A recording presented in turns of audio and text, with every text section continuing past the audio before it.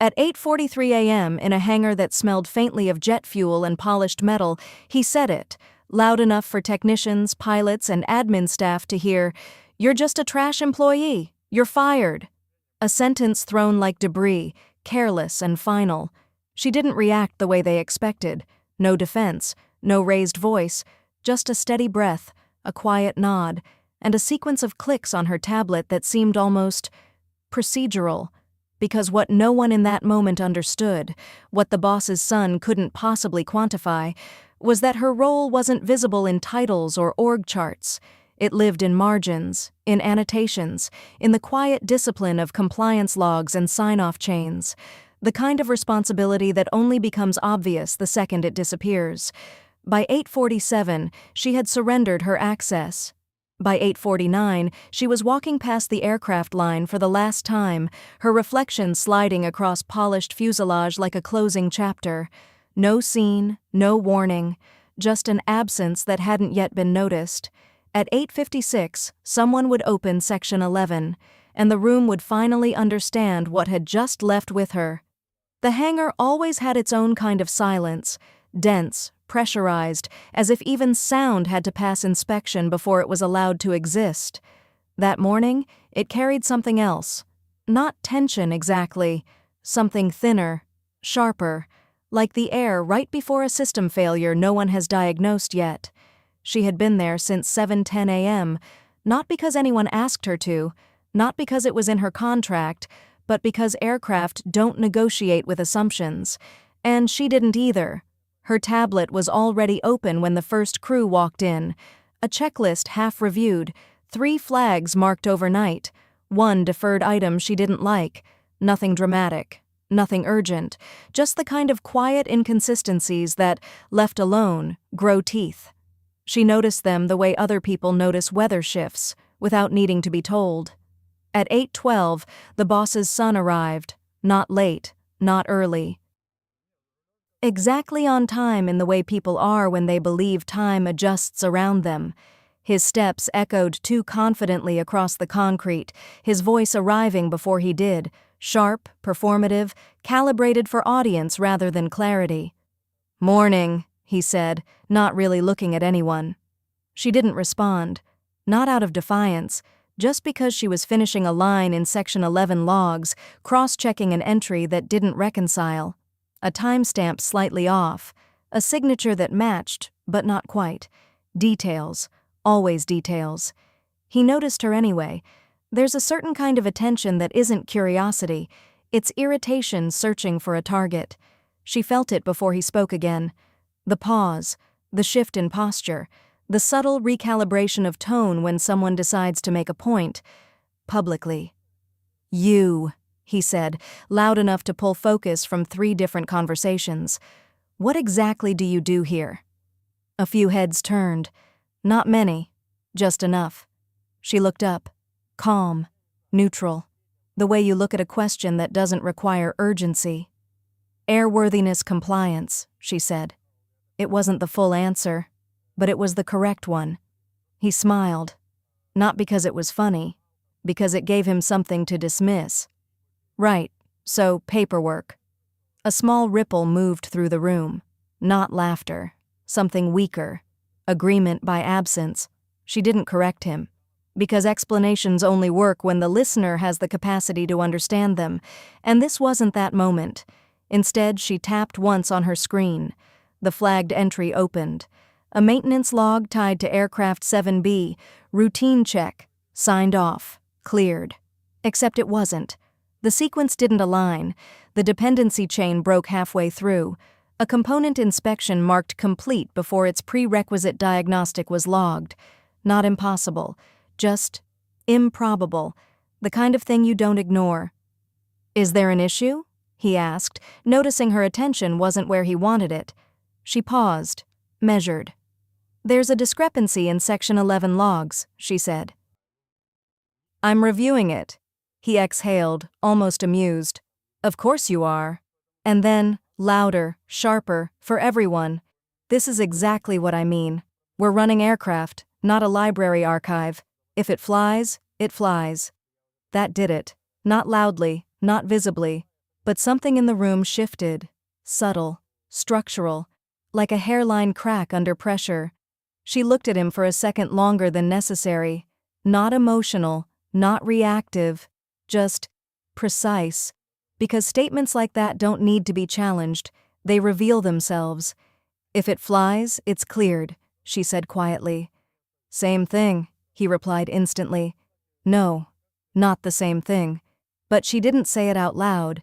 Instead, she saved the log, flagged the entry, routed a silent internal note to legal compliance, standard protocol for unresolved discrepancies, not escalation, not yet, just documentation, the kind that waits. At 8:26, a pilot approached her. 7B is scheduled for a 9:30 departure, he said. We good? She held his gaze for a moment. Not long, just enough. I'm still reviewing, she said. He nodded slowly, not frustrated, not surprised. Because unlike the boss's son, he understood what that meant. Behind him, the conversation resumed. Louder now, more confident, as if the earlier moment had already been filed under irrelevant. It hadn't. At 8:31, she reopened the log. The timestamp issue was still there, but now something else stood out. A missing cross-reference, a secondary check that should have auto-linked, but didn't. Which meant one of two things. Either the system failed, or someone bypassed it. Neither option was acceptable. She leaned slightly closer to the screen. Not physically, mentally. The way you do when a pattern starts to form, but hasn't fully revealed itself yet. Because this wasn't just a discrepancy. It was a gap. And gaps in aviation don't stay small. They scale. At 8:37, she made a decision. Not dramatic, not visible. Just a quiet internal line crossed. She locked the log entry. Temporary hold. Review pending. No clearance status change. Yet. Procedurally correct. Technically invisible, but structurally significant. Across the hangar, the boss's son was already moving on, talking numbers, expansion, efficiency, words that sound solid until they're asked to hold weight. He didn't look at her again. He didn't need to. In his version of the story, that moment was already over. In hers, it had just started. And by the time anyone realized what Section 11 actually controlled, it would be too late to call it just paperwork. By 8:44, the hangar had returned to something that looked like normal. Conversations resumed, tools moved, screens flickered with familiar data. On the surface, continuity. Underneath, drift. The kind you don't hear, the kind you only notice when alignment fails. She was still at her station when he came back. Not because he needed anything, because the earlier moment hadn't landed the way he expected. Authority, when it doesn't echo, tends to repeat itself, louder. You're still on that? He asked, glancing at her tablet with visible impatience. It's a minor log inconsistency. Minor, a word people use when they don't understand scale. She didn't answer immediately, not out of hesitation, out of calibration.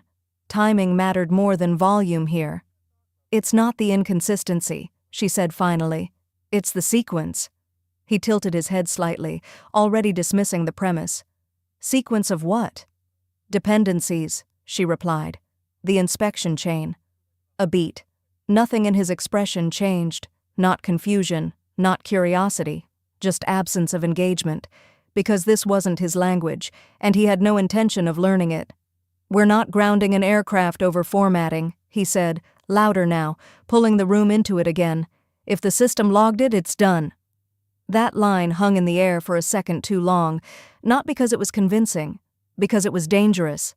Across the bay, one of the senior technicians paused mid-task, just for a moment. Then kept going. No one stepped in, not yet. She looked at him, steady, unhurried.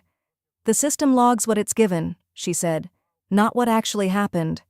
There it was, not confrontation, correction, clean, controlled, irreversible. A few eyes shifted between them now, not openly, peripheral attention, the kind people pretend they're not giving. He smiled again, tighter this time. "You're overcomplicating it," he said. "This is why we need to streamline roles like yours." Like yours. That phrasing did something. Not to her, to the room. Because suddenly this wasn't about a log anymore, it was about relevance. And relevance, in environments like this, is currency. She didn't argue, didn't defend, didn't escalate. She simply tapped once more on the screen.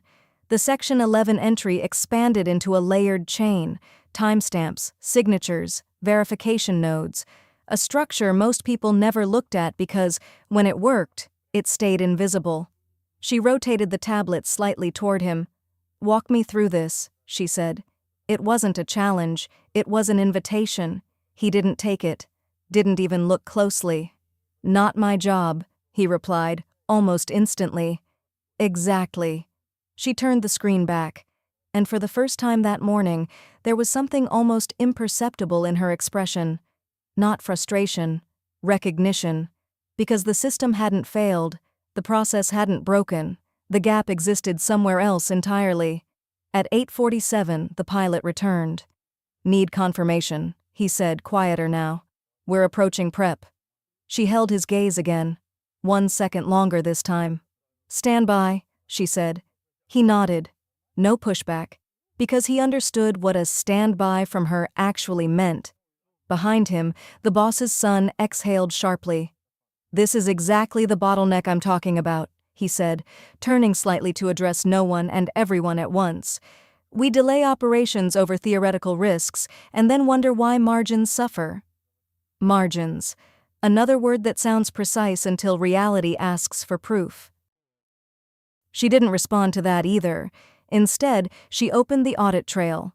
Full trace, every input, every override, every silent bypass. And there, a break, small, clean, almost elegant, a manual confirmation inserted where an automated verification should have been. No error flag, no alert, just a substitution, invisible to anyone not looking for it, obvious to anyone who was. Her fingers paused above the screen, not uncertain, just aware. Because this wasn't a mistake, it was a decision. And decisions like that don't happen in isolation. At 8:52, she locked the secondary chain, not the aircraft, not yet, just the path that would normally clear it, a soft constraint, procedurally justified, operationally disruptive. Across the hangar, nothing changed, which was exactly the problem.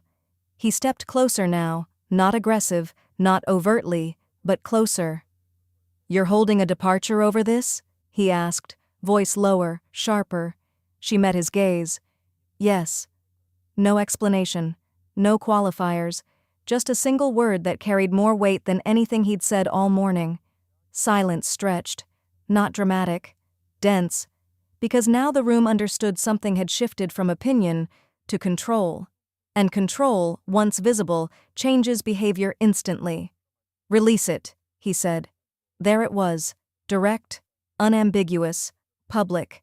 She didn't move, didn't blink, didn't even look back at the screen. "Not cleared," she said. 4 syllables, no volume, total impact, the kind of statement that doesn't argue. It concludes. A technician across the bay slowly set down a tool. Someone else stopped mid-sentence. The pilot didn't move at all, because now everyone was waiting for the same thing. Which system wins, authority or protocol? He held her gaze for a second too long, then 2, then 3, and in that space, something subtle, but irreversible, became clear. He didn't know how to override this, not properly, not without leaving a trace, not without stepping into a system he didn't control. So he did the only thing left. He made it personal. "You're done here," he said, louder now. "Hand over your access."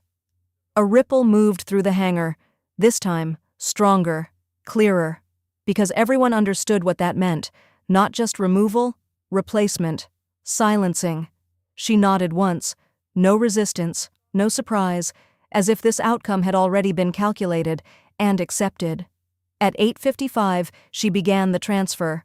Credentials revoked, access chains closed, flags remain active, because that part he couldn't see.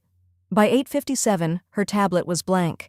By 8:58, she was walking, past the aircraft line, past the technicians, past the pilot who didn't say anything, but didn't need to, and out into the morning light that felt too clean for what had just happened inside.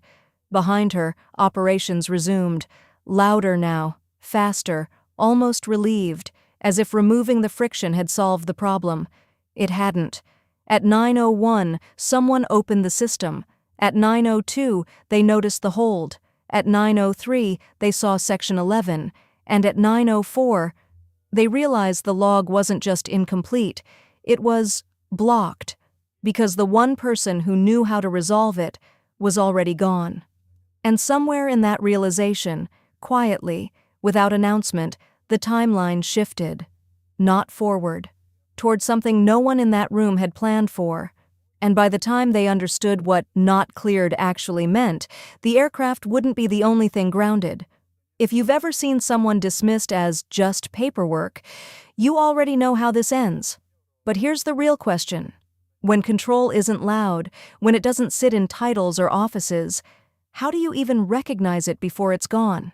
Stay with the story, because what looked like a simple decision is about to unfold into something no one in that hangar is ready to explain. Subscribe, and don't miss the next chapter. Because the moment Section 11 reached Council, it stopped being internal. At 9:06, the system did what it was designed to do.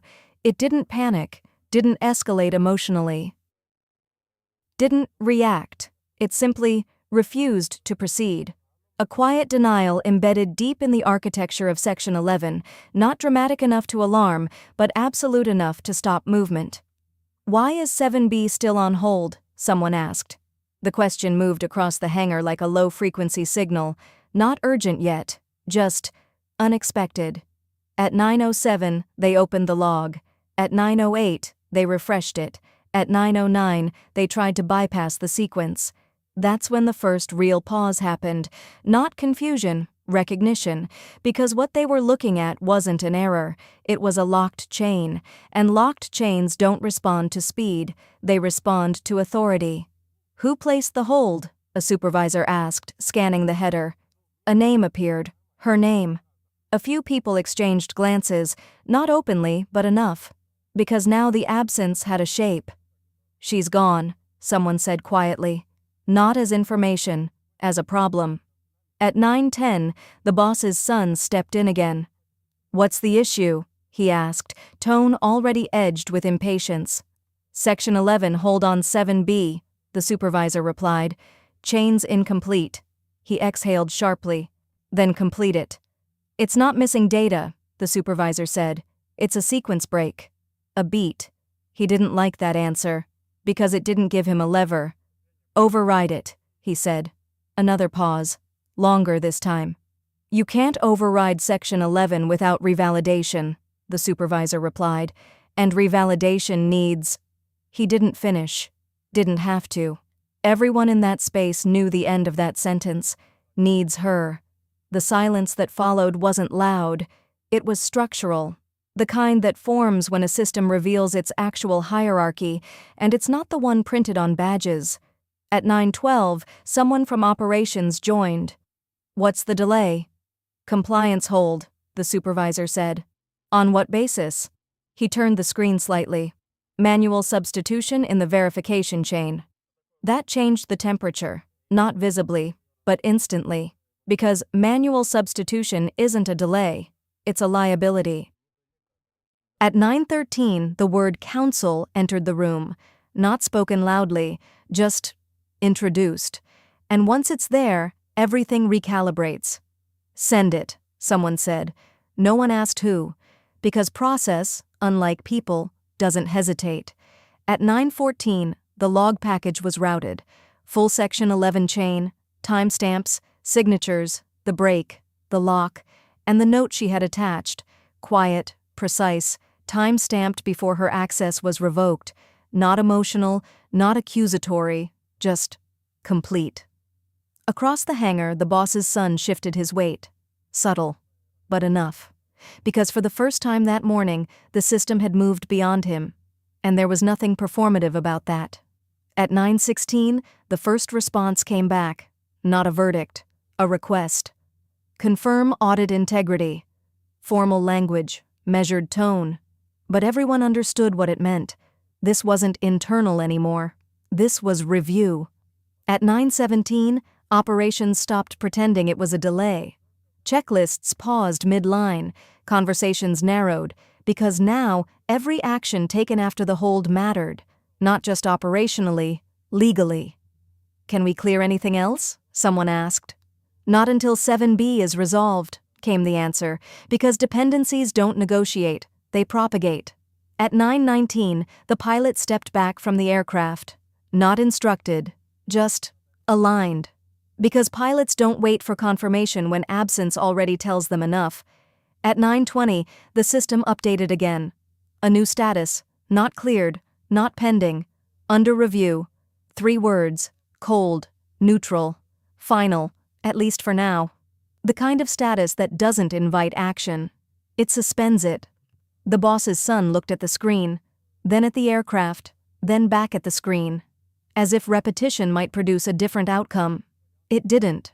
Because what he was facing wasn't resistance, it was architecture, and architecture doesn't respond to pressure, it responds to design.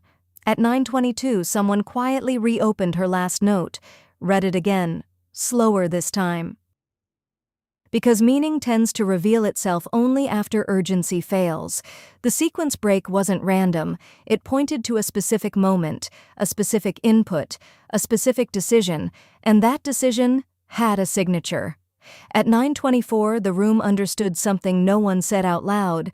This wasn't about whether the aircraft could fly, it was about whether it should have ever been marked as cleared, and that's a different question entirely, because one is operational, the other is accountable. At 9:26, counsel requested additional logs. At 9:27, they asked for access records. At 9:28, they asked who authorized the substitution. The questions were clean, direct, unavoidable, and for the first time that morning, no one had a quick answer. Not because the data wasn't there, because now, it mattered. The boss's son stepped back slightly, not retreating, repositioning, as if distance might reduce proximity to the problem. It didn't, because systems don't measure distance, they measure input, and his was already in the chain. At 9:30, the scheduled departure time passed. Quietly, no announcement, no alarm, just a moment that should have been movement, becoming stillness instead. And in that stillness, something settled across the hangar. Control had never been where they thought it was. It had been in the margins, in the logs, in the discipline of someone who didn't need to be loud to be absolute. And now that she was gone, the system wasn't weaker, it was exposed. And exposure, in environments like this, doesn't create chaos.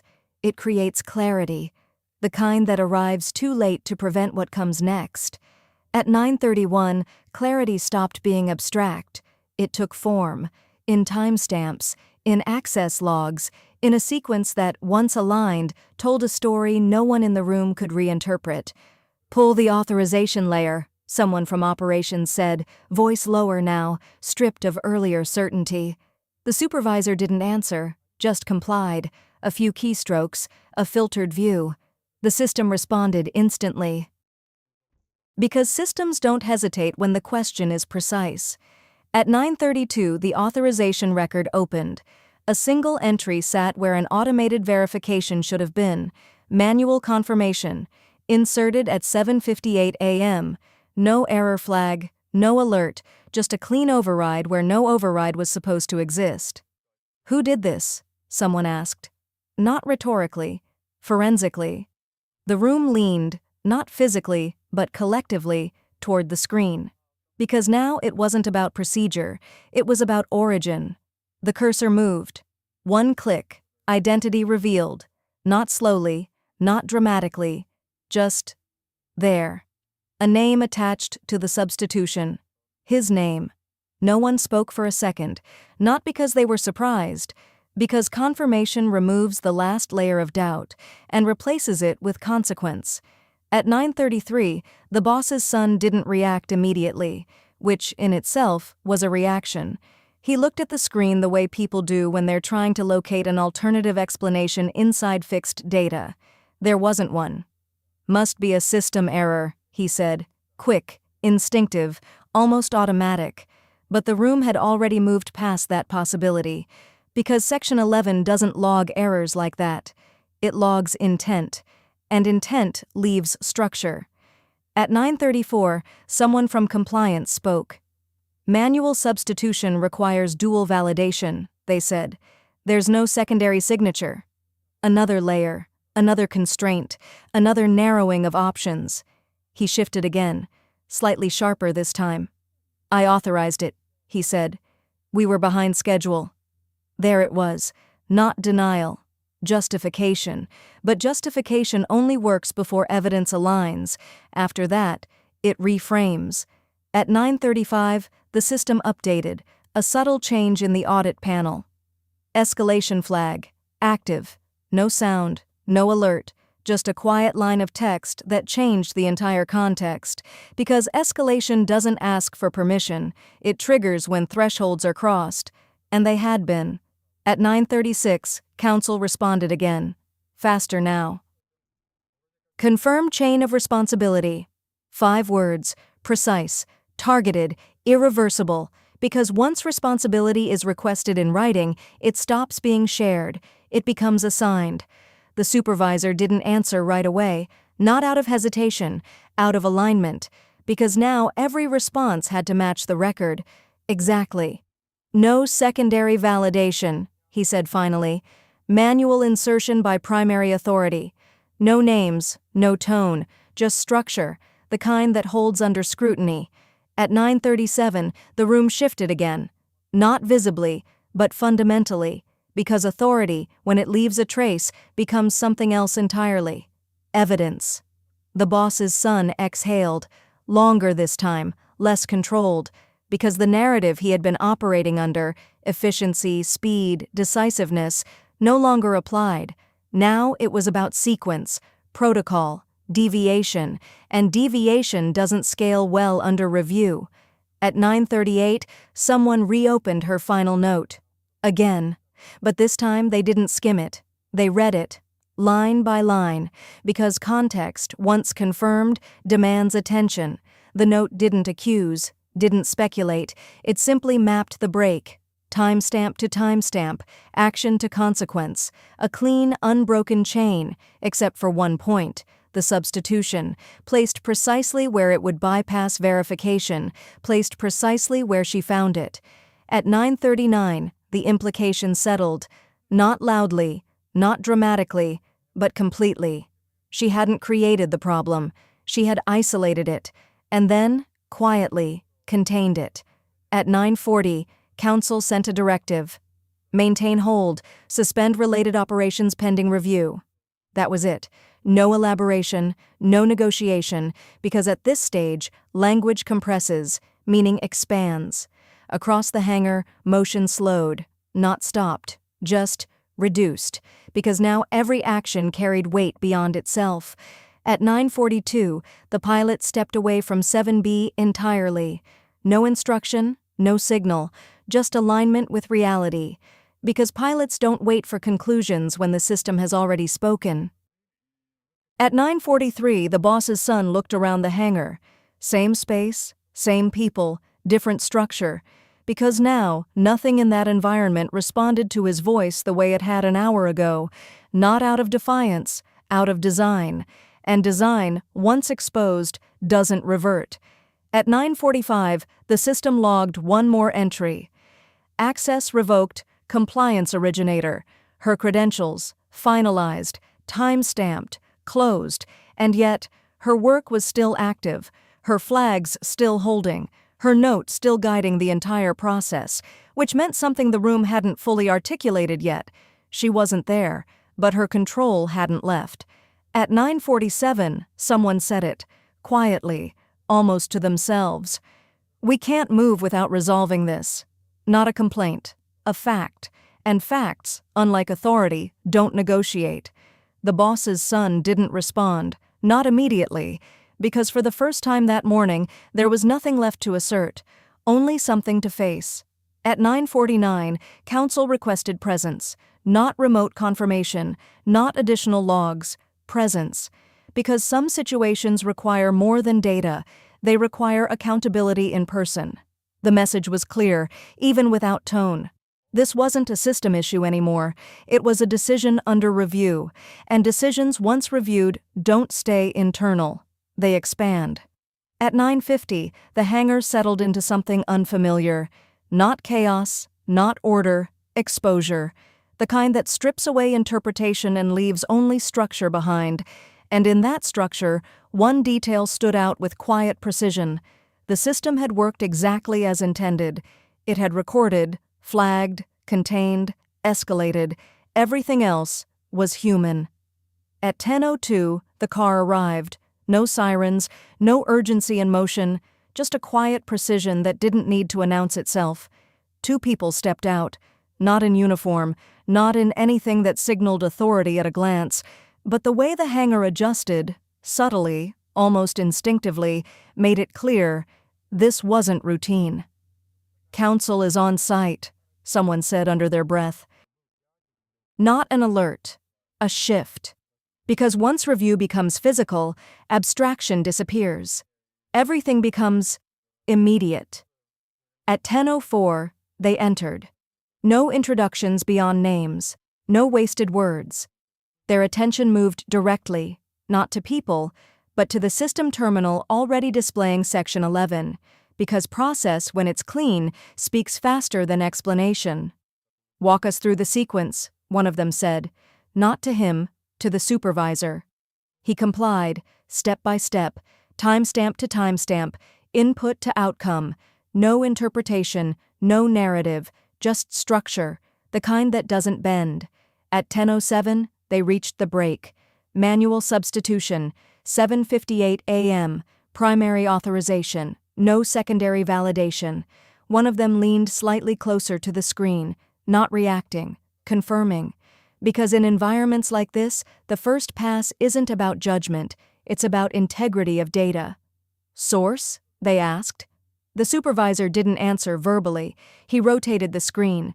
The name was already there. No highlighting needed, no emphasis required, just a fixed point in the chain.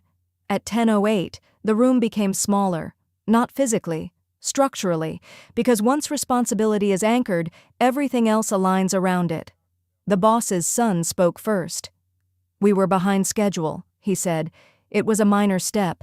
I authorized it to keep operations moving." The words landed, but they didn't travel far. Because here, context matters more than intent. "And you verified completion of the prerequisite diagnostic?" counsel asked. Direct, flat, no tone to push against. He paused. Not long. Just enough. "It was already done," he said. Not an answer, an assumption. At 10:09, one of them scrolled back. 2 entries above the substitution, the diagnostic, time-stamped after the confirmation, sequence inverted, clean, unarguable. They didn't comment on it. They didn't need to, because silence, in that moment, carried more weight than correction. At 10:10, they opened her note, read it once, then again. Not because it was complex, because it was exact. Every dependency mapped, every inconsistency isolated, no speculation, just a clear articulation of where the system stopped reflecting reality. "Who placed the hold?" they asked. The supervisor answered this time. "She did." A small pause. Then, "And she escalated before access was revoked." Not a question, a confirmation. At 10:11, something finalized. Not visibly, but completely. Because now the sequence had 3 anchors: the action, the detection, the escalation, all aligned, all time-stamped, all irreversible. The boss's son shifted. Again. But this time, there was no repositioning left, only proximity. Because the system had closed around the facts, and facts don't expand to accommodate narratives, they contract them. "Why was her access revoked during an active hold?" counsel asked. The question landed differently, sharper. Because now it wasn't about the aircraft, it was about the process. He didn't answer immediately, because this time there wasn't an easy version. "She was obstructing operations," he said. A statement, but not one the system supported. At 10:12, one of them turned slightly. Not toward him, toward the supervisor. "Was the hold procedurally valid?" "Yes." "Was escalation appropriate?" "Yes." Another pause, short, controlled. Then, "Was there any basis to remove her access at that moment?" The supervisor didn't hesitate. "No." 3 letters, no tone, full weight. At 10:13, the hierarchy inverted. Quietly, without announcement. Because authority, when measured against process, doesn't disappear. It gets reclassified. The boss's son looked at the screen again, then at the aircraft beyond the glass, then back at the people who were no longer responding to him the same way. Because something fundamental had shifted. His voice no longer moved the system. At 10:14, Council closed the log, not abruptly, decisively. "We're maintaining the hold," one of them said. "Full review pending." A beat.